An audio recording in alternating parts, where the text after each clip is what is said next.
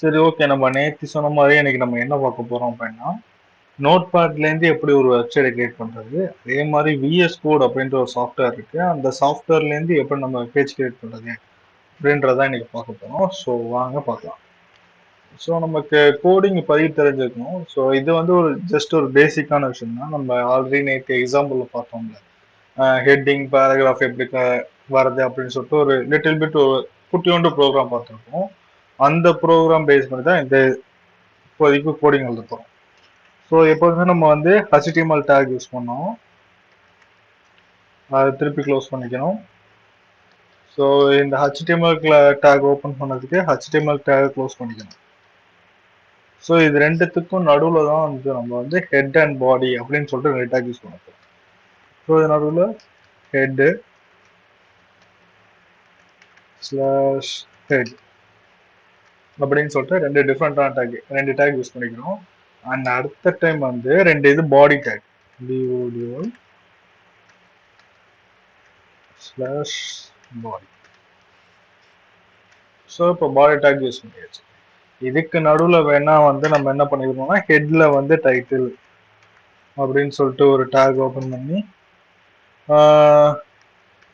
My first HTML program அப்படின்னு சொல்லி இந்த HTML டேக் ஓப்பன் பண்ணோம்ல அதை நம்ம அப்படியே க்ளோஸ் பண்ணிக்கலாம். அடுத்து வந்து நம்ம பாடியில் எழுத போகிறோம். பாடியில் வந்து நம்ம என்ன ஹெட்டிங்க்கு வந்து நம்ம H1 அப்படின்னு சொல்லிட்டு ஒன்று கொடுத்துருக்கோம். H1ல வந்து நம்ம என்ன எழுத போகிறோம்? நம்ம சேனல் பேர் எழுதிக்கலாம். HD tune slash H1. இதே வந்து நம்ம வந்து ஒரு பேராகிராஃப் அதுக்கப்புறம் நம்ம வைக்கணும் அப்படின்றதுனால வந்து பின்னு கொடுத்துக்கலாம். பின்னு கொடுத்து நம்ம பெரிய பேராகிராஃப் வைக்கலாமா? சரி விடுங்க. HTML is stands for hypertext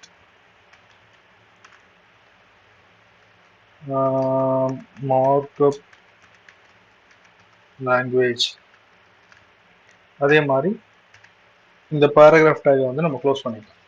so இதில் நமக்கு வேணுன்றதுனா இந்த HTML வந்து நம்ம ஸ்ட்ராங் பண்ணிக்கணுமா, அதாவது போல்டு பண்ணிக்கணும் அப்படின்னா ஸ்ட்ராங் இந்த டேக் ஓப்பன் பண்ணி அதுக்கு பக்கத்துலேயே வந்து திருப்பியும் ஸ்லாஷ் போட்டு ஸ்ட்ராங்கும் க்ளோஸ் பண்ணிக்கோங்க. அதுக்கப்புறம் இந்த ஹைப்பர் டெக்ஸ்ட் மார்க்கிங் லாங்குவேஜ் வந்து நமக்கு வந்து உங்களுக்கு ஸ்டைலிஷாக வேணும், அதாவது இட்டாலிக் ஃபார்மேட்டில் வேணும் அப்படின்னா EMனு கொடுத்துக்கோங்க.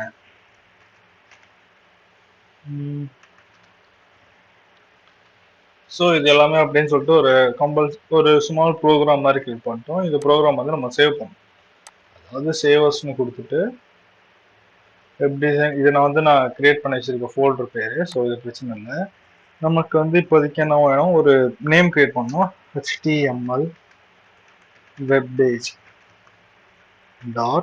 .html அப்படின்னு சொல்லிட்டு சேவ் பண்ணி வச்சிருக்கோம். எங்க டெஸ்க்டாப்ல வெப் டிசைனர் நம்ம அப்படியே சேவ் பண்ணி வச்சுட்டு இதை அப்படியே மினிமைஸ் பண்ணிட்டு திருப்பி வெப் டிசைனுக்குள்ள போனோம் அப்படின்னா இருக்கு பாருங்க HTML web page.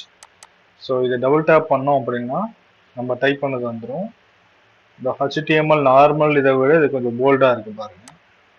And same time hyper text markup language வந்து இட்டாலிக்ல மாறி இருக்கு.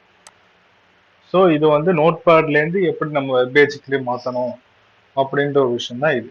ஸோ இதே இதில் ஆல்டர்னேட்டிவ் வந்ததுன்னா விஎஸ் கோட் இதை ஓப்பன் பண்ணிக்கலாம். அதாவது விஎஸ் கோட் இதை நம்ம ஓப்பன் பண்ணிட்டோம் அப்படின்னா நார்மலாக உங்கள் இன்டர்ஃபேஸ் இப்படி தான் இருக்கும். ஸோ இந்த இன்டர்ஃபேஸில் செலக்டட் லாங்குவேஜ் இருக்கு. இதை ஓப்பன் பண்ணி HTML அப்படின்ற விஷயத்த நீங்கள் ஜாயின் பண்ணிக்கலாம். இந்த விஎஸ் கோடோட மிகப்பெரிய அட்வான்டேஜ் என்ன அப்படின்னா நம்ம ஓப்பன் ப்ராக்கெட் போட்டு HTML அப்படின்னு சொன்னால் ஆட்டோமேட்டிக்காகவே ஒரு டேக் வந்து கிரியேட் ஆகும். அதை நீங்கள் என்ட்ரு கொடுத்துட்டு திருப்பி ஒரு க்ளோஸ் பண்ணிட்டீங்க அப்படின்னா ஆட்டோமேட்டிக்காகவே பக்கத்தில் என் டேக் வந்து கிரியேட் ஆகும். ஸோ அதே மாதிரி தான் இங்கேயும் ஹெட்னு போட்டு நம்ம என்ட்ரு கொடுத்துட்டு திருப்பி க்ளோஸ் டேக் கொடுத்துட்டோம் அப்படின்னா ஆட்டோமேட்டிக்காக என் டேக் வரும். ஸோ அதே மாதிரி பாடி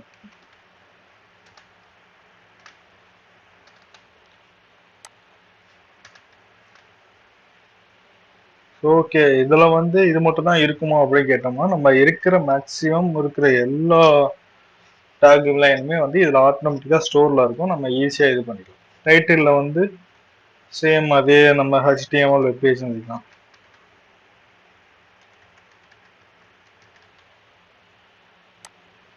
பாடியில வந்து நம்ம என்ன எழுதணும், H1 இப்படியே போட்டோம்னா வந்துருச்சா. அதுக்கப்புறம் கேடி டியூன் பேராகிராஃப் ஓப்பன் பண்ணிட்டு HTML is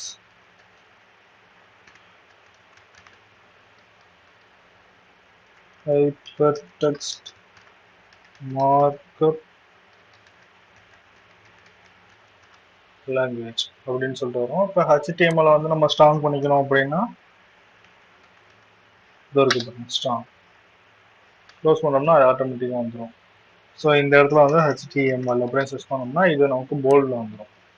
இந்த ஹைப்பர் டெக்ஸ்ட் வந்து நம்ம வந்து இட்டாலிக்ல வேணும், அதாவது போன இது மாதிரியே வேணும் அப்படின்னு நினச்சோம்னா இது அப்படியே காப்பி பண்ணி இந்த ரெண்டுத்துக்கும் நடுவில் தூக்கி போட்டுருவாங்க.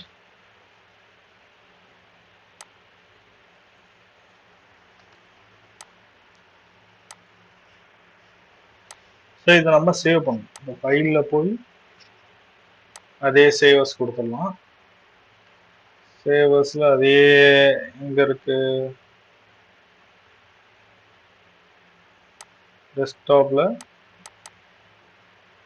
டிசைன் இருக்கா, HTML வெப்பேஜ் 1 அப்படின்னு சேவ் பண்ணிக்கலாம். ஓகேவா. நம்ம அதே இது வெப் டிசைனுக்கு போனால் HTML வெப்பேஜ் 1 இருக்கா, அதை நம்ம அப்படியே கிளிக் பண்ணோன்னா அது அப்படியே HTML வெப்பேஜ்ன்றது நம்ம டைட்டில், அதுக்கப்புறம் கேடி டியூன் அப்படின்றது வந்து நம்ம H1ல கொடுத்தோம். இந்த HTMLன்றது வந்து ஸ்ட்ராங்கில் கொடுத்தோன்றதுனால இது போர்டில் வருது. ஹைப்பர்டெக்ஸ்ட் மார்க்அப் லாங்குவேஜ்ன்றது வந்து இட்டாலிக்ல கொடுத்தோம், அதனால வந்து இந்த மாதிரி ஒரு மாதிரி சாஞ்சது. ஸோ இந்த மாதிரி தான் வந்து நம்ம வந்து நோட் பேட்லையும் விஷுவல் கோட்லையும் நம்ம கிரியேட் பண்ணோம். ஸோ நெக்ஸ்ட் வீடியோவில் வந்து நம்ம டேபிள்லாம் எப்படி கிரியேட் பண்ணுவோம் அப்படின்ற ஒரு விஷயத்த வந்து நெக்ஸ்ட் வீடியோவில் வந்து பார்க்கலாம்.